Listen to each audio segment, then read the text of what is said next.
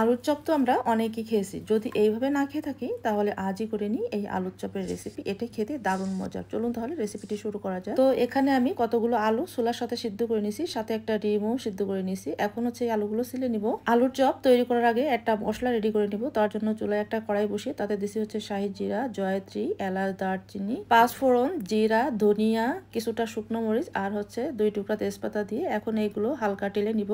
খুব বেশি ভাজার এখানে কোনো দরকার নেই, হালকা টেলে নিলে হবে। আর এইগুলো হালকা গরম অবস্থায় হচ্ছে গুঁড়া করে নিতে হবে। এখন হচ্ছে একটা কড়াইতে তেল দিয়ে কিছুটা শুকনো মরিচ ভেজে নিব। মরিচ ভাজাটা তুলে নিয়ে সেই তেলের ভিতরে দিলাম হচ্ছে কিছুটা পেঁয়াজ কুচি। এখন হচ্ছে এই পেঁয়াজটা বেরেস্তা করে নিব। আমার পেঁয়াজ বেরেস্তাটা হয়ে গেছে, এখন এটা তুলে নিব। এখন হচ্ছে আলুর চপটা তৈরি করে নিব। আমি আলুগুলো আগে থেকে কষলিয়ে নিছি, সাথে ডিমটাও দিয়ে দিছি। এখন হচ্ছে এগুলো খুব ভালো করে মিশিয়ে নিব। আর আলুগুলো কিন্তু গরম অবস্থায় মাখিয়ে নিতে হবে, তা নাহলে আবার দলা দলা থেকে যাবে। এখানে আমি নিছি হচ্ছে শুকনো মরিচ আর নিছি হচ্ছে পাকা বোম্বাই মরিচ, সাথে দিলাম হচ্ছে লবণ আর পেঁয়াজ কুচি। এখন হচ্ছে এগুলো ভালো করে কষলিয়ে নিব। এই বোম্বাই মরিচটা দেওয়াতে অনেক সুন্দর একটা টেস্ট আসবে। এখানে নিচে হচ্ছে আমি চাট মশলা দিয়ে দিলাম হচ্ছে সরিষা তেল, এখন দিলাম হচ্ছে চাট মশলা আর ভেজে রাখা গুঁড়া মশলা, সাথে দিলাম হচ্ছে পেঁয়াজ বেরেস্তা। আর এই চপের স্বাদ আর একটু বাড়ানোর জন্য দিয়ে দিলাম হচ্ছে ধনেপাতা কুচি। এখন হচ্ছে এগুলো সব ভালো করে মাখিয়ে নিব। আলুর চপের টেস্ট যদি বাড়াতে চান অবশ্যই কিন্তু এইগুলো দেওয়া লাগবে, তা না হলে কিন্তু আবার খুব বেশি একটা ভালো লাগবে না খেতে। দেখুন এই ভর্তাটা কেমন তৈরি করছি। এখন এই ভর্তার ভিতরে দিব হচ্ছে গাজর কুচি। এই গাজর কুচিটা আমার আগে দেওয়ার দরকার ছিল, কিন্তু আমি ভুলে গেছিলাম দিতে।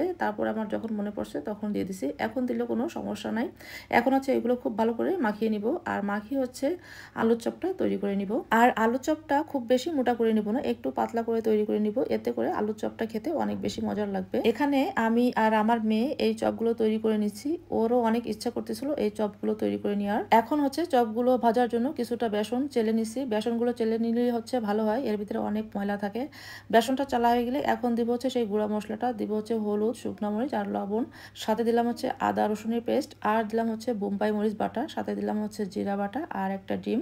এখন হচ্ছে এগুলো খুব ভালো করে মিশিয়ে নিব।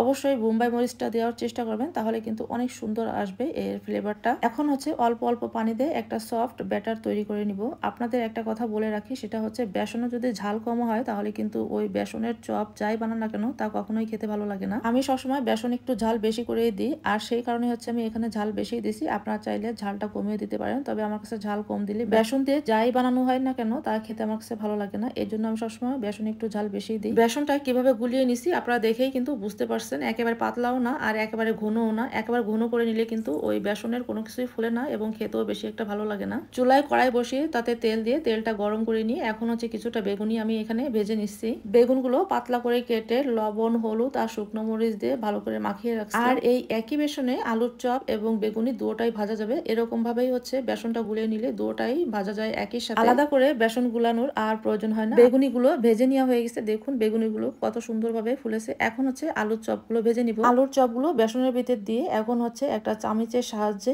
এই চপগুলো তুলে নিব ভাজার জন্য। চামচ দিয়ে তুলে নিলে খুব সহজেই হয়ে যায়, আবার চাইলে আপনারা হাত দিয়েও দিতে পারেন, কোনো সমস্যা নেই। তবে দিবার সময় সাবধানে দিবেন যেন তেলটা ছিটে হাতে না আসে, সেদিকটাও খেয়াল রাখবেন। আমি এক এক করে চপগুলো গরম তেলের ভিতরে দিয়ে দিচ্ছি ভাজার জন্য। আমার এই রেসিপি ফলো করে যদি আপনারা বাসায় একবার বানিয়ে খান তাহলে আমার মনে হয় দোকান থেকে আর কোনো দিনও এই চপ বেগুনি কোনো কিছুই কিনে খাবেন না, আপনারা এভাবেই তৈরি করে খাবেন। আসছে সামনে রমজান মাস, আর এই রমজান মাসে আমাদের এই রেসিপিগুলো অনেক বেশি প্রয়োজন হবে। তো কেমন হলো আজকের এই চপের রেসিপিগুলো কমেন্ট করে কিন্তু অবশ্যই আমাকে জানাবেন। যদি ভালো লেগে থাকে তাহলে লাইক, কমেন্ট, শেয়ার করে দেবেন, সেই সাথে পেজটি ফলো দিয়ে দেবেন। আবার দেখা হবে। আল্লাহ হাফেজ।